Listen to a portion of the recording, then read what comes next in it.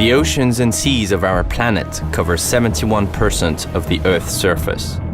We know little to nothing about what lies beneath. This is why I have created, in 2013, the OCEAN71 digital magazine. We aim to combine exploration and investigation with digital technology to bring our subscribers tales from beneath the surface. To achieve this, we have converted a 12-meter yacht to a floating newsroom equipped with all the modcons to work in a digital era. OCEAN71 is made up of a team of journalists, sailors, divers and specialists. Our mission is to go where few have gone before and to return with unique images and information.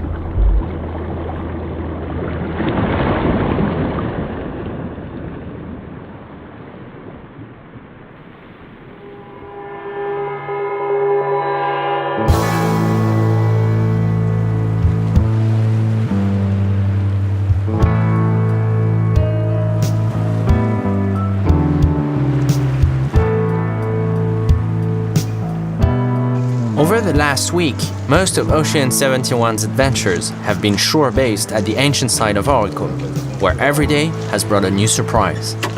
The building that the archaeologists found in 2008 is beginning to reveal its secrets.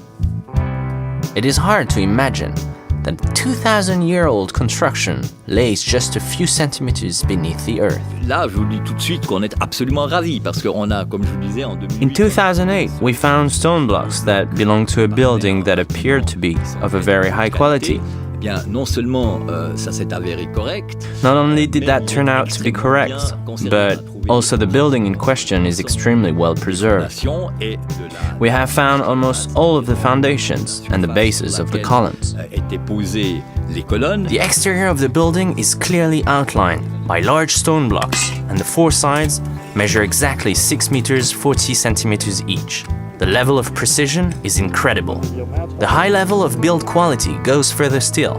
In cleaning off the surface of the blocks, the scientists discovered markers engraved in the stone that were used to position the series of columns within a millimeter.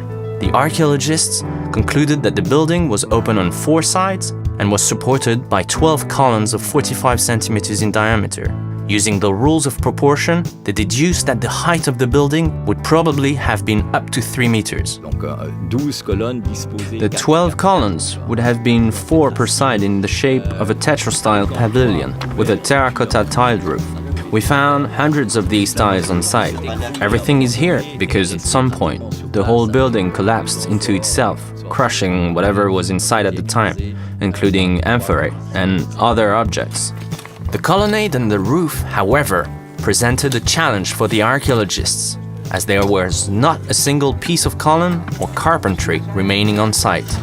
The wood and stone must have been taken away and reused somewhere else.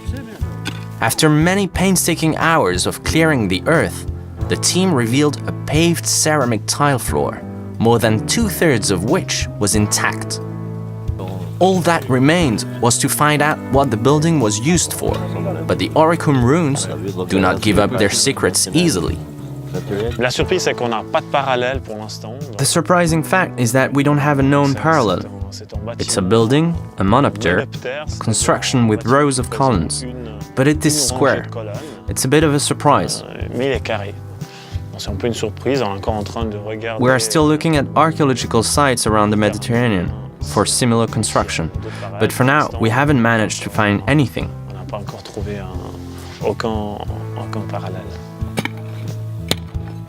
In an attempt to learn more, the team turned to the objects discovered within the ruins. The archaeologists unearthed a number of terracotta weights, which in antiquity were used to keep the threads tight in the loom. The building could have been a place where clothes were made, or more likely, where sails were made for the boats that transported the stone from the quarry in Karabarum. The only scientific elements that the team can use to date the building with any precision are the ceramic tiles, and these tell us that the building collapsed within a few months of Julius Caesar's arrival in Orikum.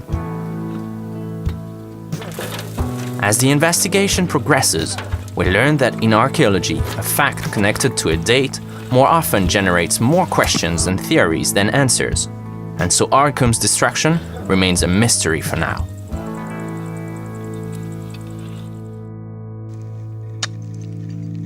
An archaeological site is a giant three-dimensional puzzle.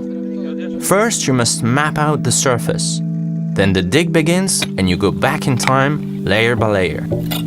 But there is a trap in the process that frequently skews the facts found: the reuse of materials. Orikum's hidden harbor is the perfect example. The stone block remains of the wall that were slightly submerged led us to the theory that it was one of the Orikum harbor walls.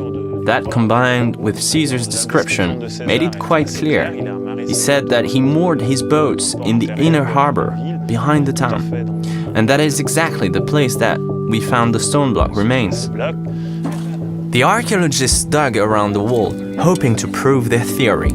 But after a few days, their hopes were dashed. The giant perfectly carved stone blocks very probably date back to antiquity, but the method of building does not. The use of mortar and backfill to increase the thickness of the wall pointed to a much more recent construction.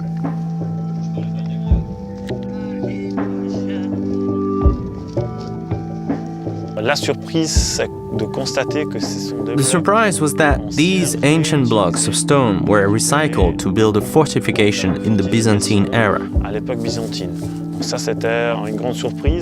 This led us to question the whole layout of the town, because if it is a fortification wall, then a large part of the town is underwater.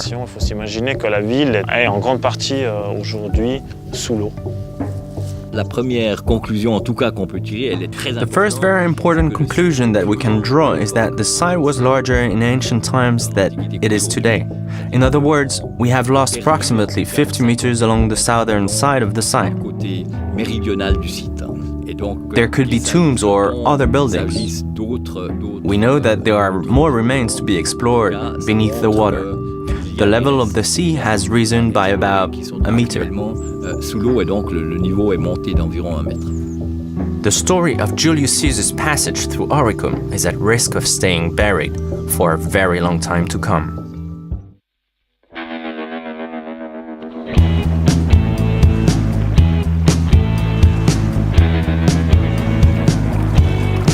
On our day off, we headed back to sea to make the most of our free time exploring the Karaburun stone quarries. Our little expedition could confirm the archaeologists' theories. If a whole section of ancient Orikum had been submerged by rising water, then part of the quarries should also be underwater. There could be remains on the seabed. Miraculously, the Karaburun quarries remain untouched by modern construction, as there is no road access. Added to that, the fact that the Albanians are not permitted to use boats makes the place almost inaccessible. We are very lucky to be able to explore it. At the quarries, the first thing that stands out is the blinding white, unblemished quality of the stone that was carved out of the rock face by the Romans. There is little doubt that this Karaburun stone was destined for sculptures. The quality is exceptional.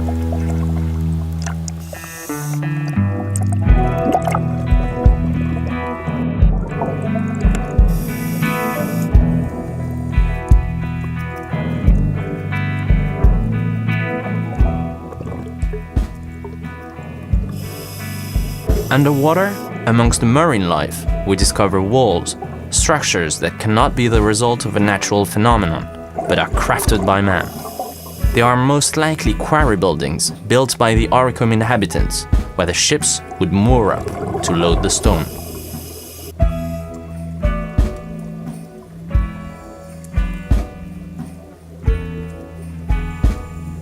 That was not all we found.